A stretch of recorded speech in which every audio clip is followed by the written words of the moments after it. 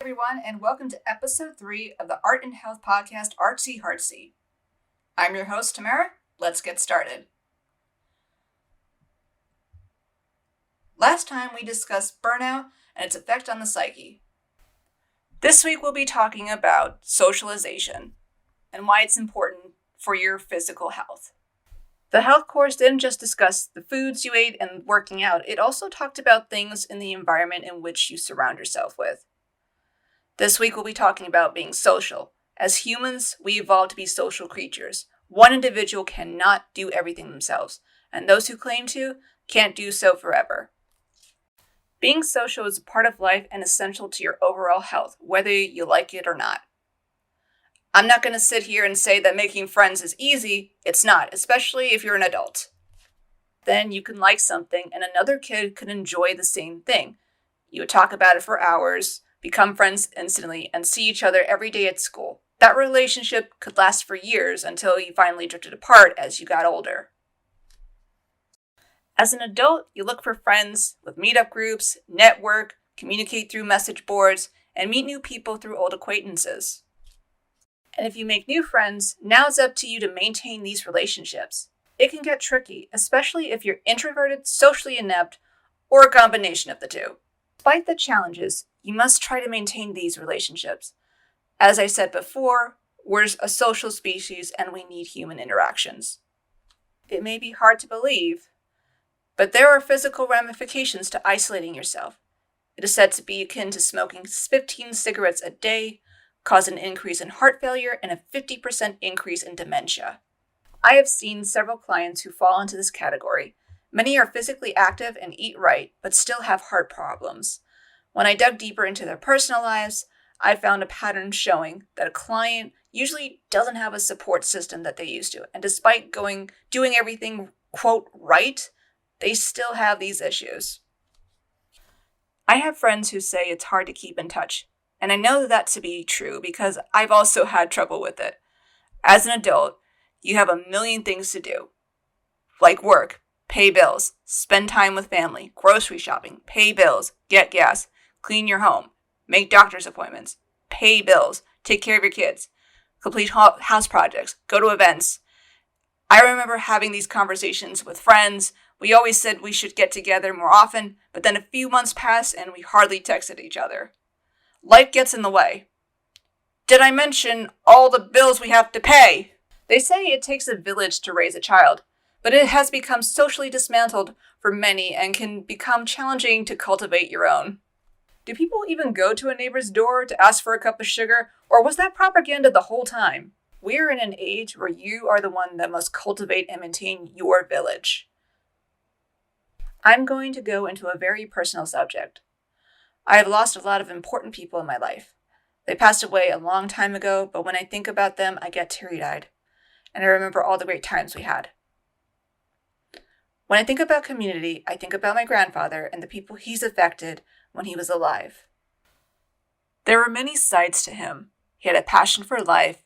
He loved to travel and go out to restaurants, go to the synagogue, and spend time with his family. In his early life in his home country, Georgia, not to be mistaken for the state of Georgia, he was a civil engineer and built one of the first roads in his hometown, and the community loved him for it. During the Cold War, he came to America, and his degree didn't count for anything. So he became a taxi driver to take care of his children. As time moved forward, he eventually opened his own discount store. Like a lot of people, he had a lot of successes and a lot of failures in life, as we all do. But the most essential thing in his life to him was family. He used to be strict with his children, but he loved spoiling his grandkids. Every weekend, he'd take us to the movies or Toys R Us, and we'd then go to a nice restaurant. After we went out, he made us ice cream in such a particular way. Honestly, he should have been an ice cream man or something. Unfortunately, he passed away at 78 years old. Despite my love for him, I didn't know him as a person. I couldn't tell you his favorite movie, his friend's name, or the restaurant he loved most. I felt lost at that time. But then something happened that blew my mind. On the day of my grandfather's On the day of my grandfather's funeral ceremony,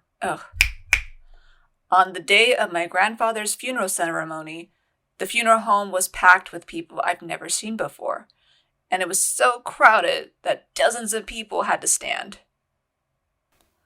It wasn't just rabbis that came to sing his praises. It was so many people, from people I've never seen before, his family members, friends I've never seen before, talking about what a great person he was. All these people came to pay their respects. They would regale me with stories of his childhood, what he did for the Georgian community, and how he helped so many people.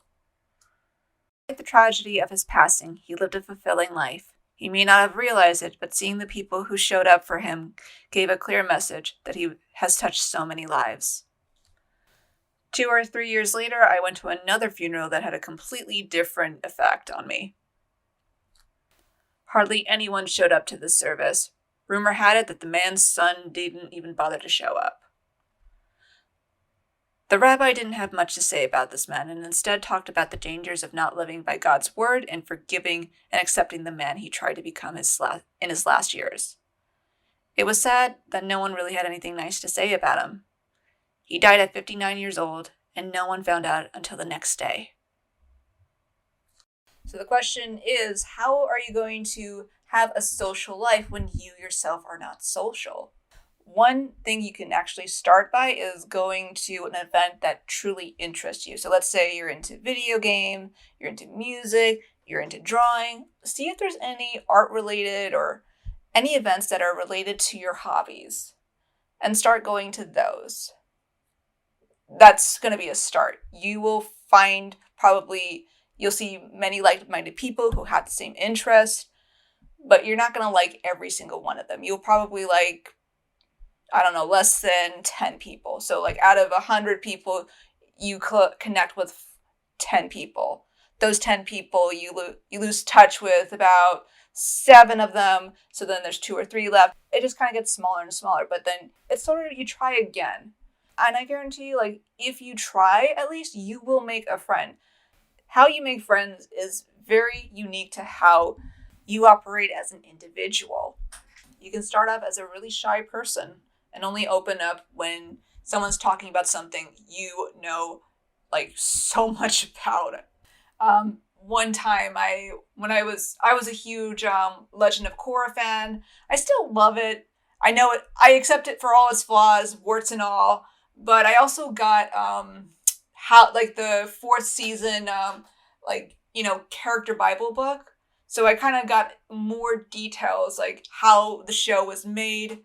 It was like very amazing. So when someone actually kind of talked about like a really interesting subject, like they were talking about how there was like no female soldiers in Kuvira's army when she herself was a woman, and I said actually there were supposed to be women soldiers in her army. However, due to the time constraints, as well as the fact that their budget was cut, they had to cut all the women out because of that.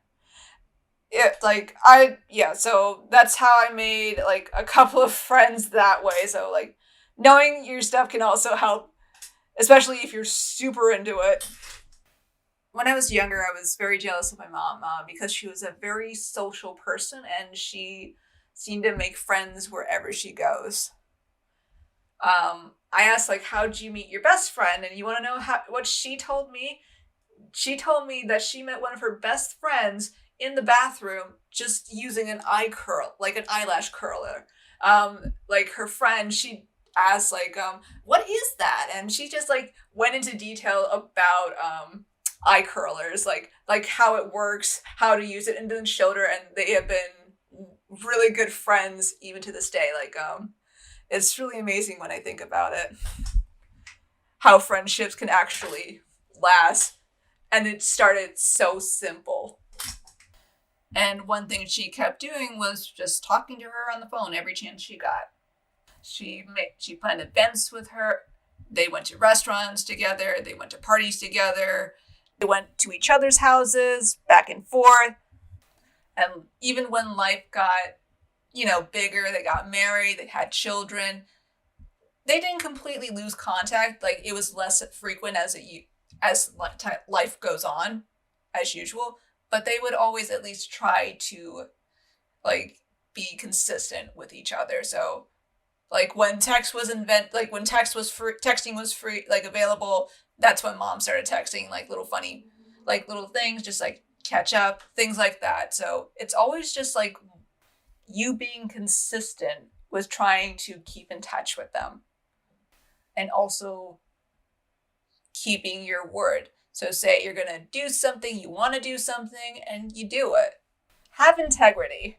You do not have to be a people pleaser, though, so you don't have to do everything for your friend to keep the friendship. If you can't do something, say so. If you're not up to it, then just say so. If your friends are upset that you can't do it, the real friends will stay with you, especially when you're being honest with them.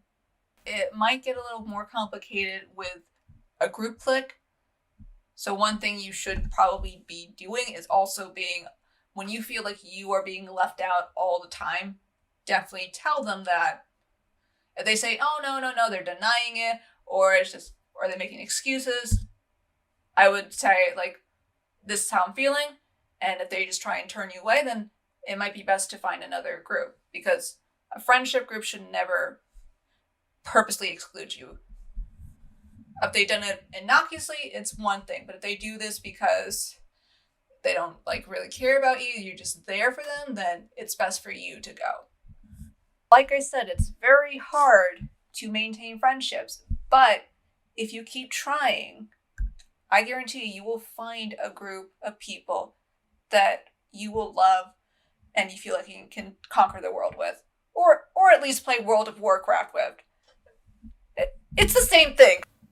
I also mentioned being active in the community. So I don't mean like you have to be like a devout like volunteer worker or like a church goer or a synagogue goer or a mosque goer.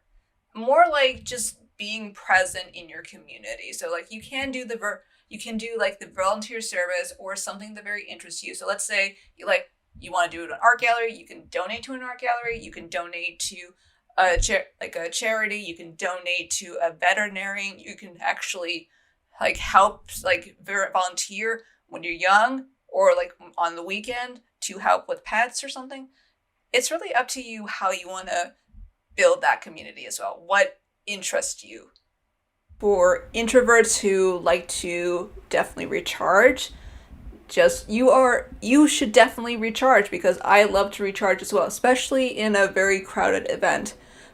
But also like let your friends know early on, it's like, hey, if I don't talk to you for a few days, I'm recharging. It's not that I hate you or anything. I just need this time to myself. And then just like text them, say, I'm fine now. I mean, that's just how I would do it. The quality of life should not be measured by how long you live or how much money you make. It is measured by what you give to yourself and the people you choose to have in your life. So try to put love and care into the world, especially to the people you choose to have in your life. Thank you for listening to Artsy Heartsy. Tune in next time. I actually don't know what the next episode's going to be about. Tune in anyways. See you next time.